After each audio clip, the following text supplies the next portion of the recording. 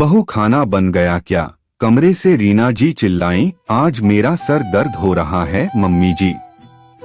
Hotel से दाल रोटी मंगवा दी है। ये आते ही होंगे लेकर, सर पकड़कर सामने से आती हुई पारुल बोली, अरे बाजार का मुझसे नहीं चलता है बहू, तुम तो रहने ही दो। जब देखो तुम्हारी तबीयत ठीक नहीं रहती। मुझे तो घर का बना शुद्ध खाना ही चाहिए। खिसियाई रीना जी बोली, दवा खाई है मम्मी जी, अभी खिचड़ी चढ़ा दूंगी आपके लिए, कहकर पारुल कमरे में लेटने चली गई।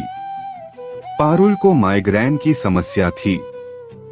हर महीने उसको ऐसे ही सर दर्द होता था। ऊपर से ऑफिस घर सब जगह की जिम्मेदारी के साथ उसको थकावट भी बहुत हो जाती थी। पर रीना जी ने कभी उसकी दशा पर अफसोस तक ना जताया। जब कभी घर में रसोइया रखने की बात आती तो रीना जी जात पात का नाटक लेकर बैठ जाती थीं कि मैं सबके हाथ का बना नहीं खा सकती, खाना तो बहू ही बनाएगी। तभी थोड़ी देर में पारुल का पति मनोज आ गया बेटा तू, तेरी बीवी ने आज फिर खाना नहीं बनाया। ये हर महीने का इसका नाटक है। मैं कहती हूँ पैसा फालतू का है जो ये होटल के खाने पर उड़ाती है। अरे घर में पकाने में इसको आफत आती है क्या? घर में घुसते ही बेटे के सामने अलाप शुरू कर दिया रीना जी ने, मम्मी बस भी करो, सादी दाल और रोटी लाया हूँ, खा लो, मनोज ने कहकर बात टालनी चाहिए। अरे तू उसकी गुलामी करता रह बस, ये फ्री में तो आता नहीं है। महारानी नौकरी क्यों नहीं छोड़ देती? इतनी दिक्कत है? ओ, अभी भी रीना जी का पारा 7वें आसमान पर था। अपनी मम्मी की बातों पर ध्यान न देकर मनोज पारुल के हाल चाल लेने अंदर कमरे में चला गया।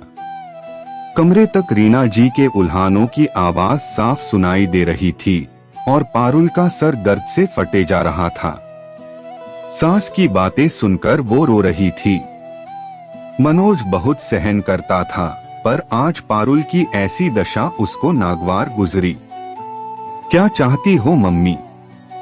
नौकरी छोड़ दे वो, 50,000 की तनख्वाह है उसकी। आप महीने एक दिन खाना नहीं मैनेज कर सकती हो? आपको मजाक लगता है क्या सब कुछ? शायद आपको लगता है स्त्री की 50,000 कमाने वाली नौकरानी आपको मिल गई है। ऑफिस में भी वो लगी रहती है, घर पर तो लगी ही रहती है। अरे अगर उसको समस्या है तो क्या महीने में एक दिन आप काम नहीं चला सकती? जब कभी वो मायके जाती है तब भी तो खुद के लिए खिचड़ी बना लेती हो। फिर उसका बीमार होना आपको नौटंकी क्यों लगता है? और सुनिए, पैसा कमाना आसान नहीं होता है। वो सहायता के लिए एक रसोइया रखना चाहती है तो वो भी आपको मंजूर नहीं। ऐसे कैसे चलेगा? रीना जी स्तब्ध रह गई कि आज कैसे बेटे का मुंह खुल गया। भौखलाई रीना जी ने पट से अपनी बिटिया को चुगलखोरी के लिए फोन लगा लिया। फोन उठाते ही उधर से आवाज आई, हेलो मम्मी, आज बड़ा सर दर्द हो रहा है। पिछले 2 महीनों से लगातार कभी भी हो जाता है।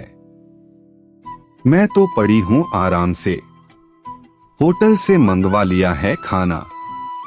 मेरी सास से तो कुछ नहीं होता, महीने में एक दिन भी नहीं बना सकती खाना। आप बताओ कैसे फोन किया? उनकी बिटिया फोन उठाते ही एक सांस में बोल गई। घड़ों पानी पड़ गया रीना जी पर। कुछ नहीं कहकर फोन रख दिया रीना जी ने, और उस दिन के बाद से जिस दिन घर में रोटी नहीं बन पाती थी, चुपचाप अपनी खिचड़ी बनाकर खा लिया करती थीं। धन्यवाद दोस्तों।